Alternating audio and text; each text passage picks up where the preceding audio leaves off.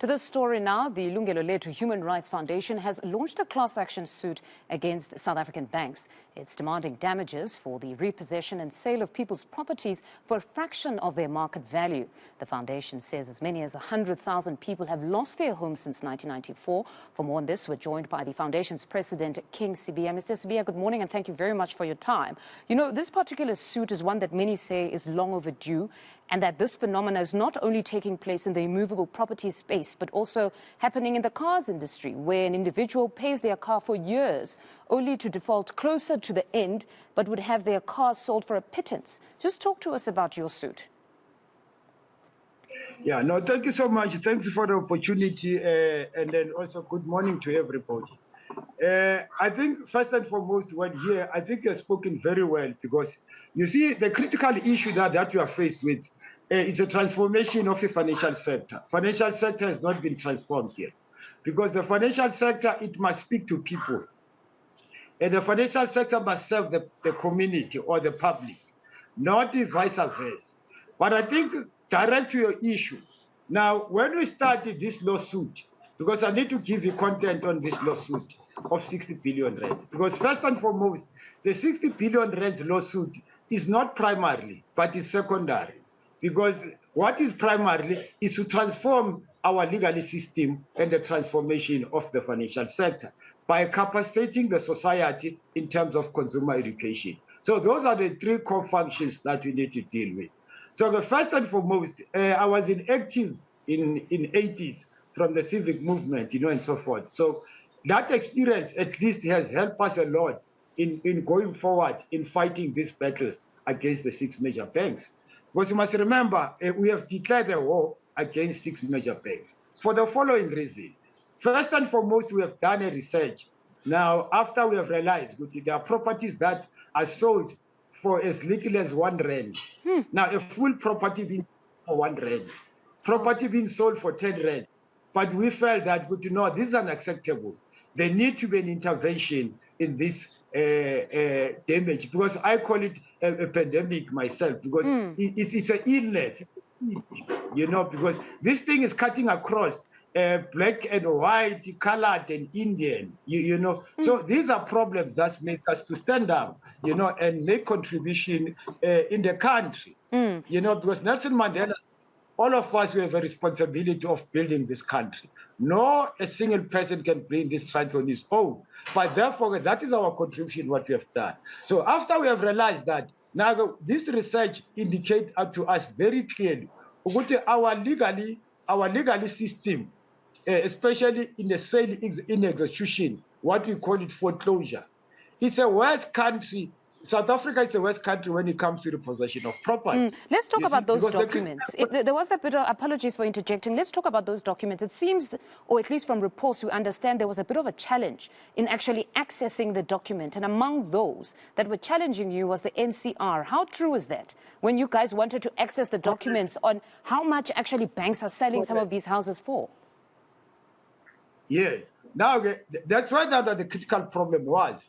Because in our intention, when we start this case, because you must remember, the National Credit Regulator, in terms of Section 34 of 2005, because we are part and parcel of creation of the National Credit Regulator. Because I remember in 2005, when National Credit Regulator was proposed in the NetLeg. So that's why the history of the National Credit Regulator comes in.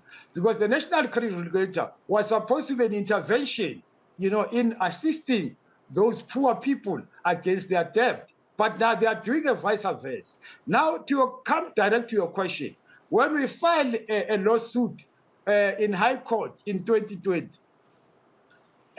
for this 60 billion, now later, after 3 months and 4 months, we found now an application from the eNCA. And they are using the same case number that we are using in court.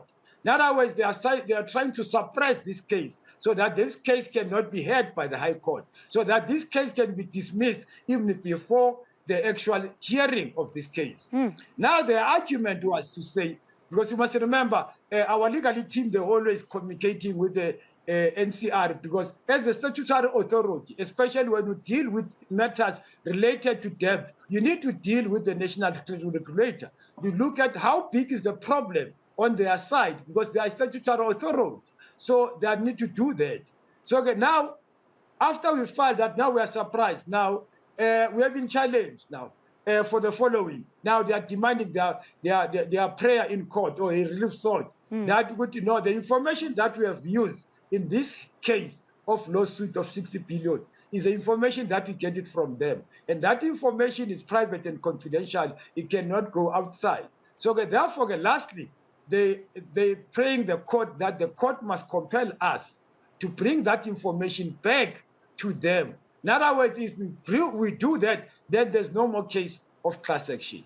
But you could still pursue it because you have those that have lost their houses where they defaulted and then their houses were sold for next to nothing, like you say, even R1, and they still now were indebted to the bank. I mean, just that whole conversation alone, many could honestly wonder if the intention is to really recoup as much of the funds that they would have borrowed you and I when they decide to sell the house for next to nothing, because they're also still owed a little bit. And then the client as well is still indebted. They must still finalize. So what exactly would be the reasons, in all the research that you've done, what would be the reasons advanced by the bank? Is it just a situation where they want to be done with the case of that particular house and want to get anything that they can from the house? So it's a timing issue for them, which is why perhaps they don't sell it at market value. Yes, but before we, before we come to, because that's the one point that the one that you raised now, because I fully agree with you, because our approach was that no, this exercise doesn't strike the balance in the first place, because in the first place, if, for instance, if I'm owing, you see, there's a very sad case where you see we have a 10 million a property, and then the bank sold this property with $1 million. What a loss. You get my point. This is unfair. So that's why again now in 2016, we proposed a new amendment to this.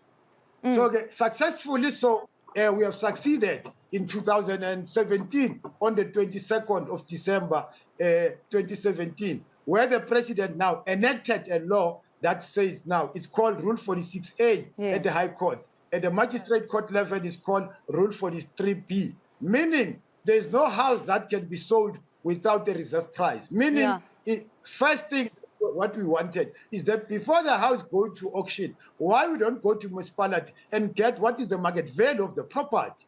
You see, so that the house must be sold on its market value, so that at least the bank, if for argument's sake, I'm owing the bank 300,000 the balance, and then I have areas of 66,000. So therefore, why this house is not sold for 500,000, and then so that I can sell it on my own without the consultation of the bank, so that I can give the bank what is owed, and then I remain what it's for me. So in that way, it's striking the balance. There was a win there, but we understand that there was a win there, but we understand that it's not always observed where there would be that reserve price. So there seems to still be a bit of trouble there. But on the lawsuit itself, we also understand that your life could be in danger. How true is this? Yes, madam. I've survived my death 5 times. And to an extent, it was, the last one was that maybe people of Gauteng, those people who are terrorizing people, killing people, they've failed to kill me. So they've decided maybe even to go as far as Durban so that they can get somebody who can kill me. So now these people, they arrive and they find me, and they also told me that they have been paid for killing me. You see, because I'm giving people worries. Because people have a sleepless night, they cannot get profit as usually as it is. I'm the one who is standing block. So therefore, I need to remove.